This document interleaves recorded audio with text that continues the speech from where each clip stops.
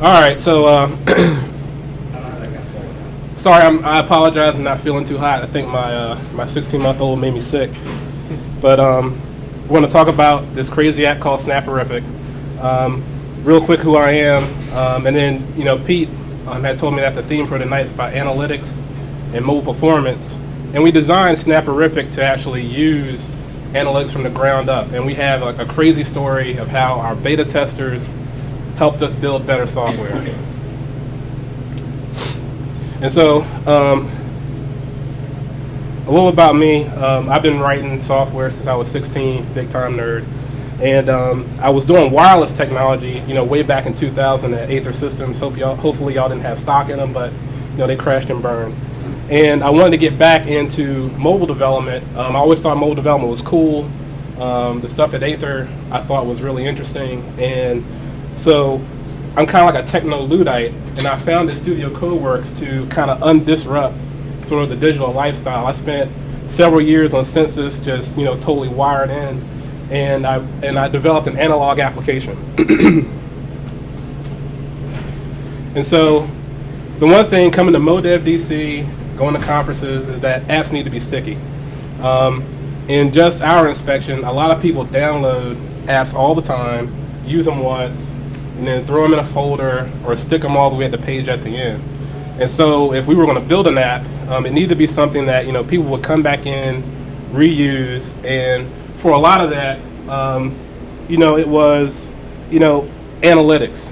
I came to a MoDev DC event, and they talked about analytics all day long, knowing what your users want, knowing what they're doing, how to use the app, and then using all this data, you can build an app that people want to go back into.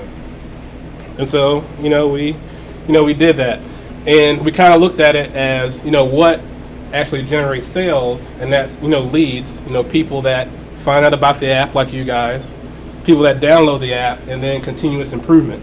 That was our holistic approach to sales.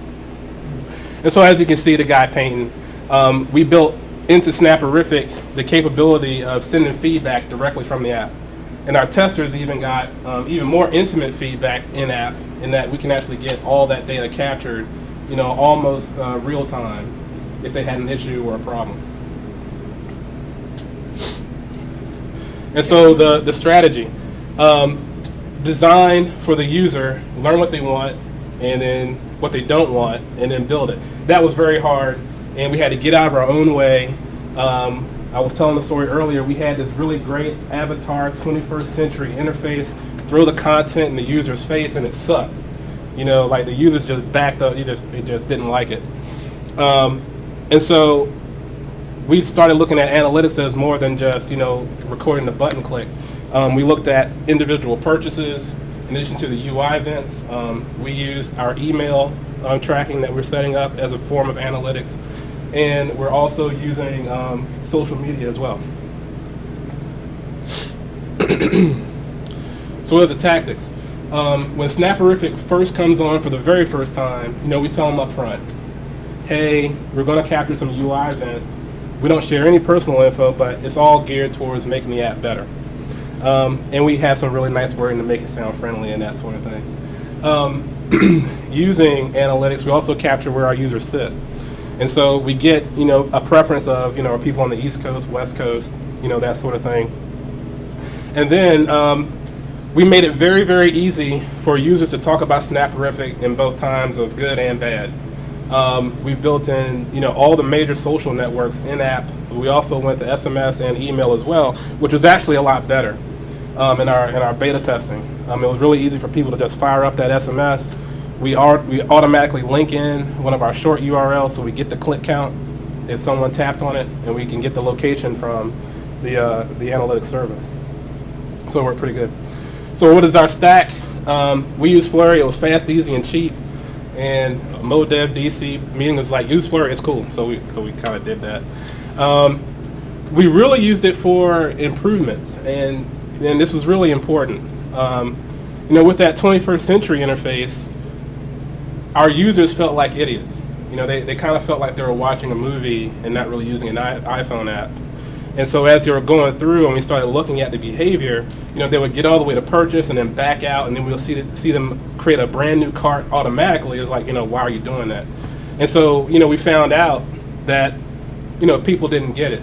For as much as we put into design and trying to make something that's modern, it just wasn't working. Inside Magento, which we use to actually handle all of our payment processing, we get the purchase history, but then we get, print, type, quantity, order, and size. And so we can actually link this in of where they are geographically, and we can tie that into, our other demographics to see what people are buying. And then we use constant contact. We're using direct response email. Since we're delivering analog prints from your phone, a lot of mothers use it. They get chatty. They forward things along. And constant contact can actually let us know if the emails have been sent, if they've been opened or responded to, or if they've been forwarded along to somebody else. And so that's information that we can collect to better target, how we can get Snapperific in front of, the right person at iPhoneMom.com or something like that. And I briefly mentioned Owly. It's not really analytics, but when you create those short URLs, you can actually see, how many clicks they get. And so in-app, whenever someone wants to reference or tell their friends about Snapperific.com, we generate that short URL instead. And then we pray and hope and trust that since they got this short URL from someone they know, that they'll tap on it and think that it's cool. And then on the internet, on our website, we use Google Analytics for website activity. We have a sign-in form that goes to Constant Contact, but we also try to structure our site to drive people to the iTunes link that will be, download this app in the iTunes Apple Store. And even that's a shortcode URL that we re-encoded, so we can actually track how many people are tapping on that from the website itself. Is any of this good, or is it just boring? It's good. It's good. So like I said, we did suck, and I mean we suck royally. I call my team the Peanut Gallery. It's 11 people. I have a geriatric, no offense, and then I have a teenager, and then people from 20 to 40. And what we found out is that people didn't get it, but they weren't really using the functions that we thought were pretty cool. We could actually see through the sessions that people were clicking through and they weren't using any of these other functions. And so when we talked to our users and spoke to them, a big part of that was the 21st century avatar user interface. So why did I build this app? And it's really because of thing 1 and thing 2 on the wall. That's my 4-year-old, and that's the kid that made me sick, I'm pretty sure of it. And I lost 2,000 images of these kids on this phone. Thank you, iTunes. And I used to take pictures all the time, and then it was just, I noticed that I'm taking pictures that no one's going to see. Like, yeah, you can go to Facebook and all that other kind of stuff, but no one really wants to go to Facebook and just go through your pictures. I'm still being asked by my mom, where are the pictures of the kids? Like, here's my phone. And that just really wasn't working well. All right, so I have a demo, but I'm going to play the commercial first because it involves switching cables and stuff. So I'm going to turn around and just start this up. Let me know what y'all think, because we actually did put some time and effort in this sucker. You really can't hear.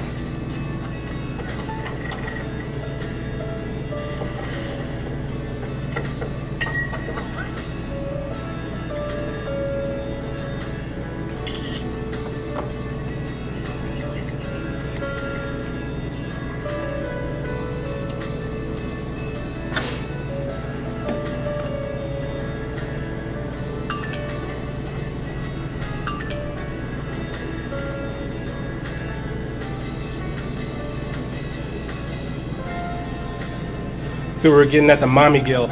When we focus group, it was like a big part of mothers in the group, and it was like I always get guilty because of my mom.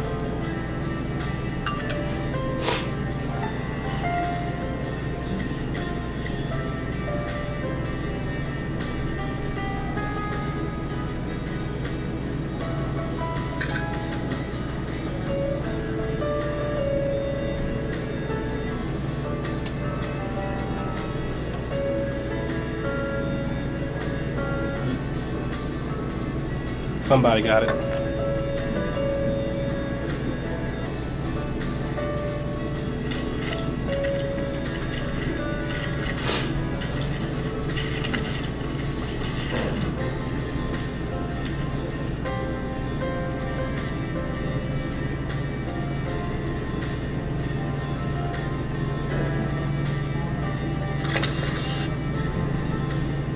Yep. So that's the commercial. I mean, y'all, what did y'all think of that? Oh, it was pretty good.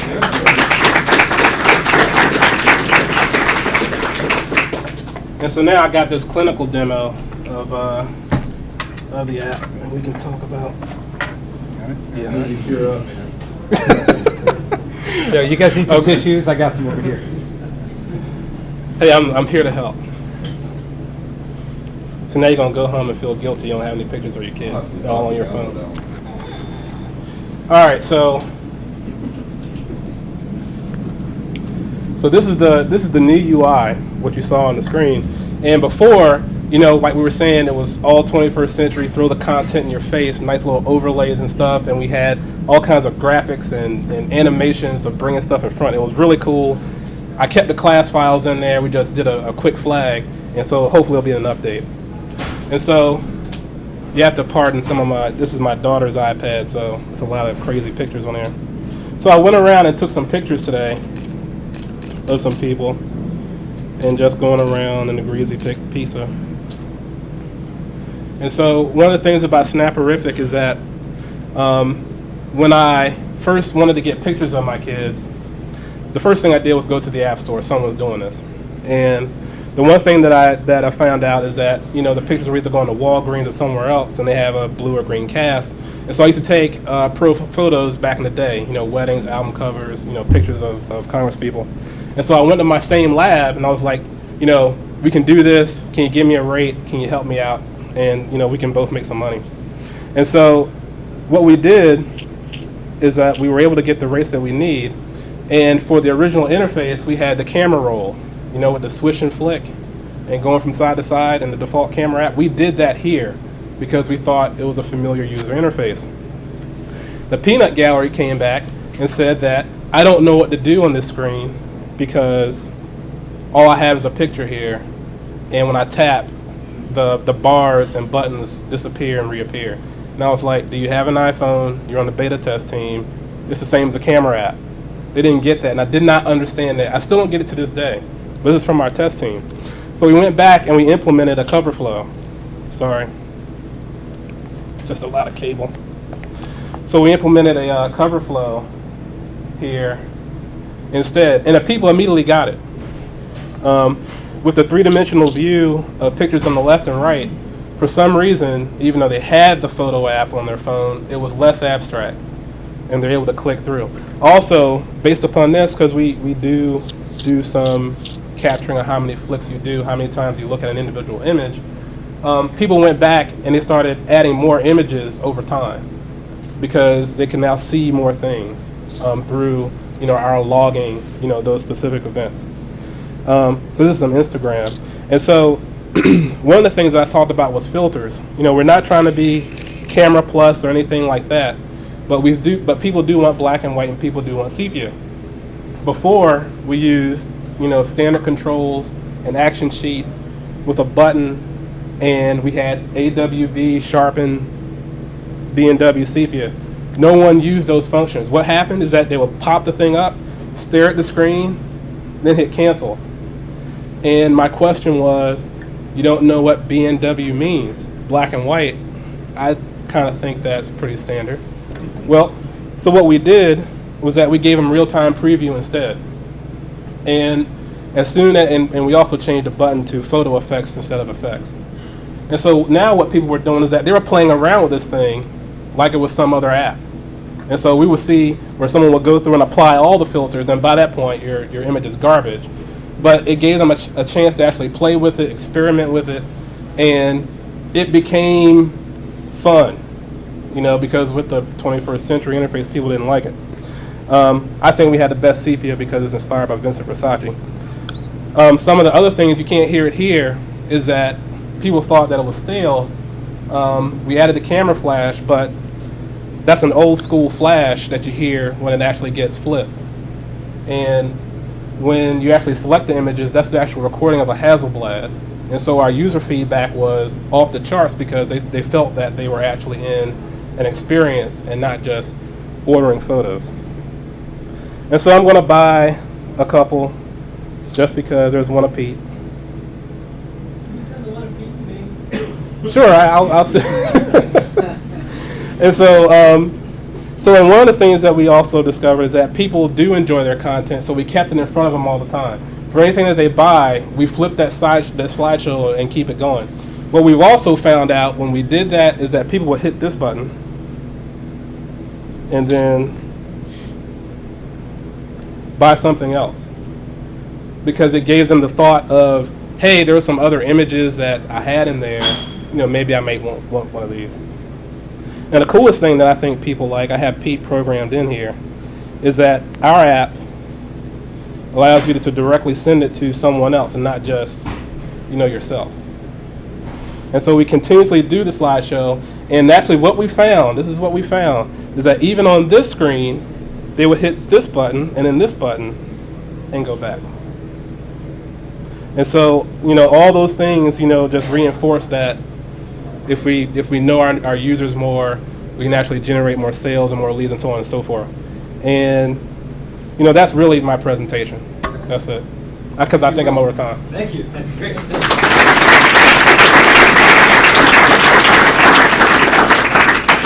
All right. Well, thank you so much, Will. Okay.